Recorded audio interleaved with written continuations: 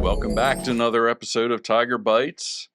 We're here today with Karen Hopkins, who, like myself, teaches in the Harbert College of Business. How are you doing today? I'm doing great. Thanks for being here.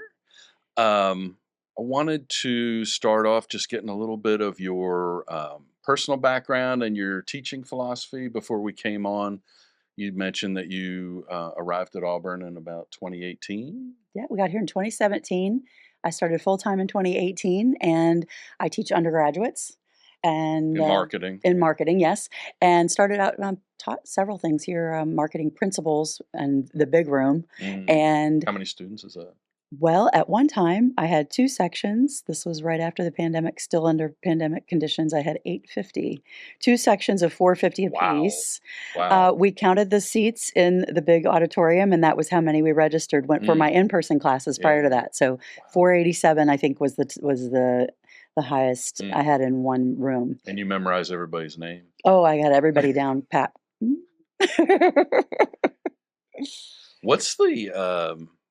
What's the dynamic of teaching that big of a group? It's almost like it would have to be part show and part class.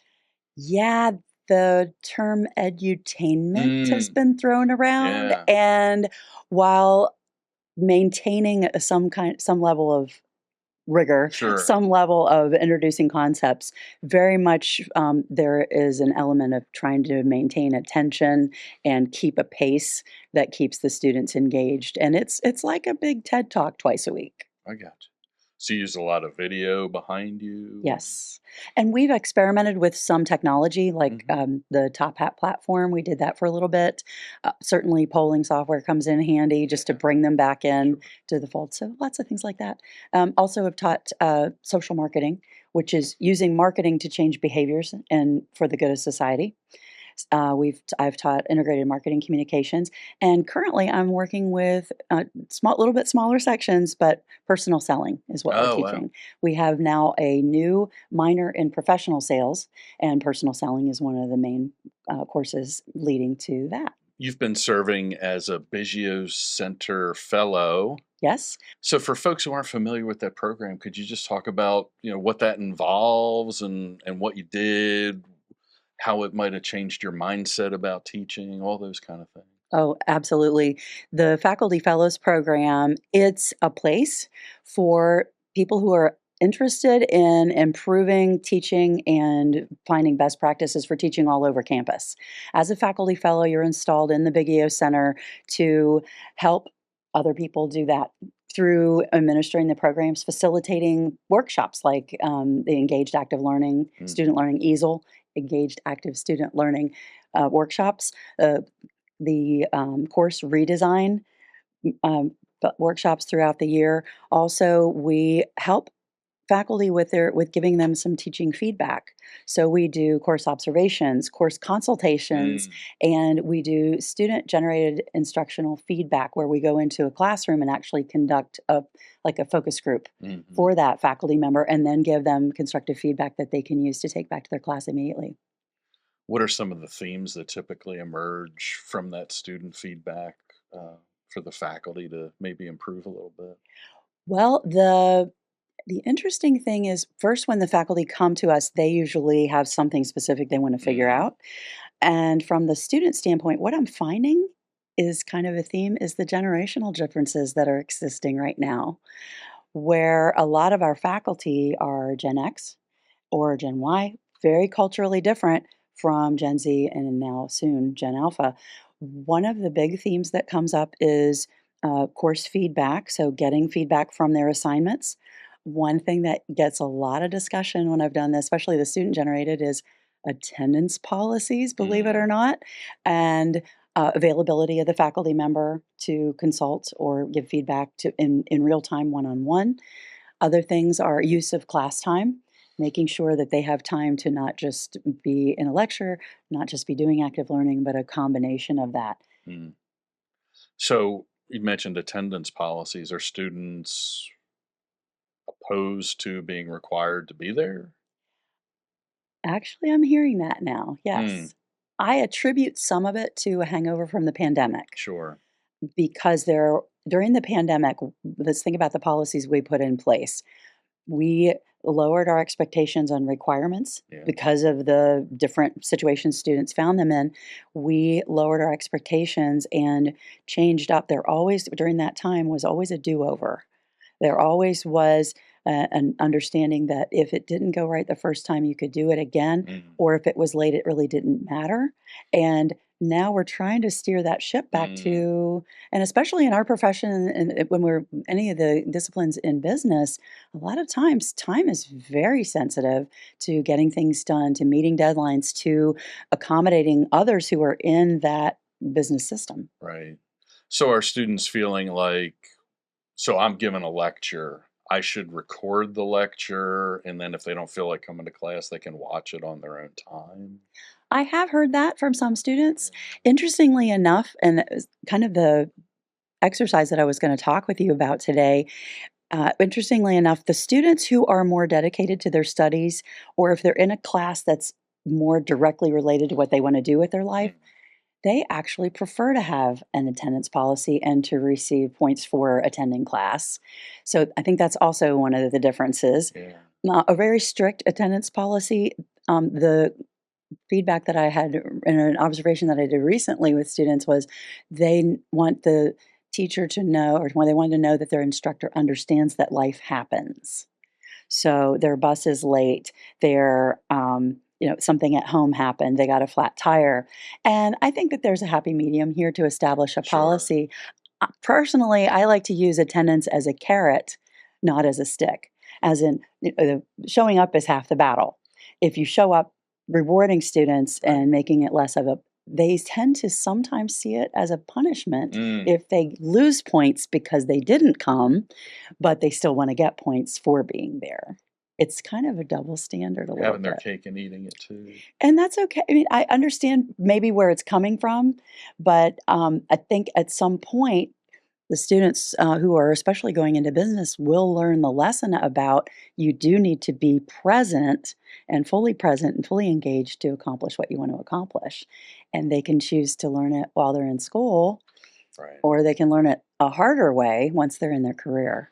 So the main thing that led to you being invited to Tiger Bites is this process you do with your students, which is really innovative, I think, of, can we call it negotiating the syllabus? Absolutely. Could you Yes, talk a little bit about that and how you think the thinking behind it might be valuable to other faculty? sure. Well, and thank you for calling it innovative. There's nothing, what I've found, especially as we go through this, there's nothing new under the sun. I had this idea from something I heard at a conference Mm. a while back. So there is a thing called contract grading where you agree with your students. And I think the way it was presented to me when I first heard about it was each individual student could negotiate what they wanted to be graded on, That which is the sounds whole like something you basis. do with a class of like 10 people. If you have 10 people, that would be Yeah. really, and that was too messy. Plus, the other thing I'm finding, we were talking about the points and the nitpicky of the points. Mm. If it's not in their learning management system, if it's not on Canvas, they go by that so much. They don't look at anything else on Canvas. The Mm. announcements and everything they'll miss. But if their grade is 1 point on Canvas different than what they think it should be, that's really interesting to me. Anyway, going back to the innovation. So I chose to collectively negotiate a contract with my students. And I made it into a first day or first week of class activity. Because at the beginning, and especially in personal selling, the students, it's important for them to build community so that they feel like they have a safe place to make mistakes and that they can give each other feedback and they can help each other be successful. So everybody wants that community for their students, get them to meet each other. So I was like, okay, well, we do an icebreaker, a little thing. This is a way to do it. Mm. They all have a stake in it. At the beginning of the semester, I do just an initial introduction to the course, and then I hand out a worksheet to them. I've briefly discussed some of the activities that we're going to do in the class, and I let them know we'll probably do all of these activities. Your job for the next 20, 30 minutes is to decide which of these activities are going to count towards your final grade and for how much. So they get a list of all of the activities we're going to do in class and a proposed number of points. And I could do this in three phases. First, I have them sit and work on their own. They get a column next to those activities and they get to rank, check off the ones that are their favorites, all those kinds of things. Then I either sometimes if I'm being really rigid in my processes, I'll actually have them draw numbers to Mm, assign groups, which forces them to meet new people. sure. But assign them to a group of 5 or fewer. Let them sit around and compare the lists that they've just made on their own. After they do that, they kind of compare notes, and their job as a group is to come up with a list of the activities that should count for the final grade and the point weights, and I give them a total. In my class, it's about 1,000 Hmm. points. I let them know if you think an activity is worth counting towards your final grade, but you think it should be worth more or less, you can adjust that point value. So, first individually, so my introverts are happy and they can sit and think about it for a Right, moment. right, right. Then they talk with that small group. Then each group sends someone up to a whiteboard and all of the lists are posted.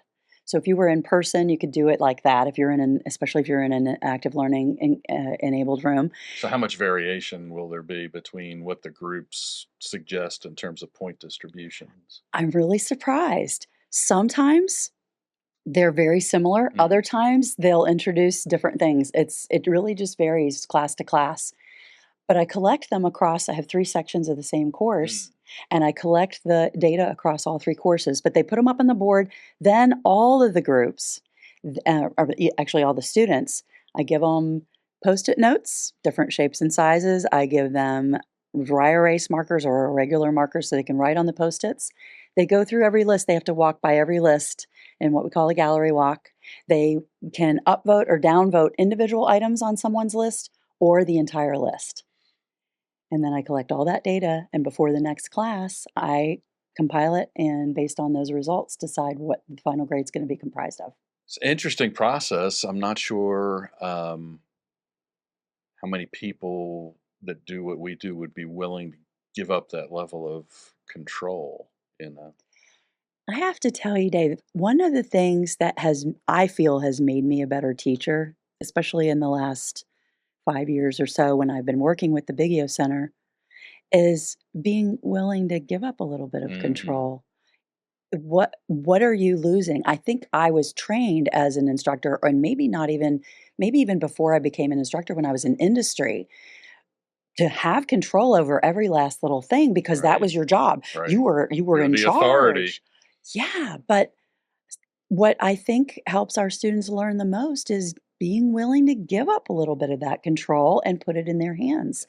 They feel then more empowered and also, and here's this is a little selfish, but at the end of the semester, I can say, "Oh, well, you didn't want it. You guys voted That's for it the right. first day of Yeah. class." And uh, Uh, so, and same as that, same in that big classroom.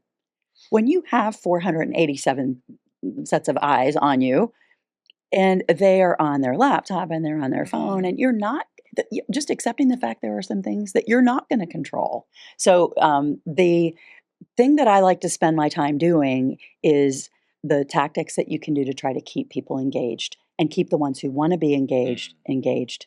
So, changing up the pacing, changing up what you do every 7 to 9 minutes. Even in the big class, if you've got 50 minutes, I make my lesson plan 7 to 9-minute intervals, and every 7 to 9 minutes, I've got to be doing something different. Mhm.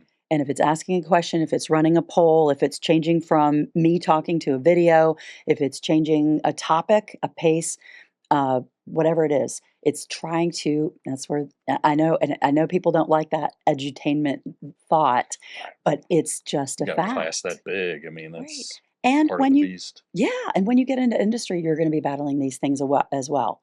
It's okay at the beginning to tell people, "All right, this is our time together," bringing some kind of activity that centers everyone and keeps them tries to keep them there at least for a few minutes. But, there is a level of, "This is just how the way things are." Right. So, here's something that I tried. I've done this several times, and, it's kind of fun and kind of weird and kind of interesting. So here's my other thing. There's a thing, and it's primarily in K through 12, and it's called whole brain teaching. Have you ever heard of it? Mm-mm. So whole brain, and I won't remember all of the tenets of it, but it involves establishing a classroom norm and a classroom cadence to learn basic concepts. So if you have something so in my case, it's background information they need to have in order to do an active learning exercise. So if they're going to try to practice handling objections in my sales class, for example, there are things they need to know about objections. There are things they need to know about handling them. And that's kind of book knowledge. I spend 10 to 12 minutes doing whole brain teaching. And what it involves, it's centering their attention.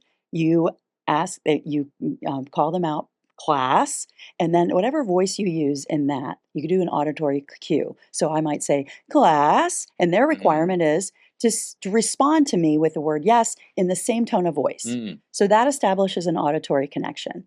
And then the next thing they're going to do is they're going to center on the information. I'm going to, just for a few minutes, tell them a set of information, maybe a set of steps, maybe a process, maybe some definitions, with the understanding that as soon as I break from that, it's their job to turn to the person next to them and teach it to them. One person speaks, one person listens. And there's also include some claps, some snaps in that, and we center them first, introduce the concept, and then the next part is and teach. And I point to them. Their job is to, for whatever time period you put on the timer, if it's 3 minutes, if it's 5 minutes, they teach it to the person next to them. Then you come back to center. Then and you bring that back with an auditory cue. And then you ask each of those pairs, you ask them to tell them what the sticky parts were, what was confusing, what was hard to explain, and you revisit it. And it's a whole set of cues and a whole cadence that can be done with whole brain teaching. And I tried it with undergrads, and it actually was weird. They thought it was weird, but it worked. And and so you do a cadence that lasts 10 minutes, and then you go to the next topic and you do another 10 minutes. It's effective. Right. And before you know it, class is over. Exactly. Because you've mixed it up so much that there's no opportunity to have something go stale or for people to get bored, etc. Yes. And you can always see if somebody is disengaged and bring them back to center. So I tried that. I saw that on a podcast and thought, okay, that's really strange. But you know what? Our class is really strange right now. So let's just lean into the strange and see how it works. And it really did. Weird and wonderful. Exactly. Well, we are just about out of time here on TigerBytes. Karen, I really appreciate you being here and not asking to see my manager. Thank you for having me. The Biggio Faculty Fellows program was established in 2019 to recognize outstanding teaching at Auburn and to develop faculty leaders in educational development and teaching initiatives within their departments and colleges.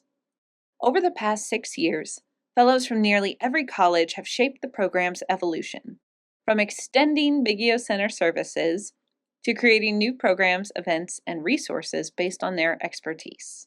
Selection is highly competitive. Applicants, many of whom have participated in Biggio programs like the Summer Course Redesign Program, submit a statement of teaching expertise and a plan for scaling that expertise to benefit the broader campus community.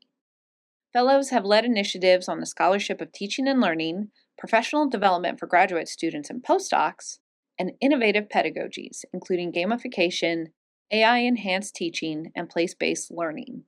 This program highlights some of Auburn's finest faculty and gives them a platform to amplify their impact. We welcome inquiries from all full-time faculty. Calls for applications typically open in the spring, with occasional summer opportunities. For more information, visit the Biggio Center website or email biggio1@auburn.edu. Thank you for joining us for this episode of TigerBytes. We hope you enjoyed the conversation and gained some valuable insights. Please like, subscribe, and share this podcast with your friends and colleagues. You can find us on all major platforms. Keep learning, keep growing, and we'll see you next time on TigerBytes.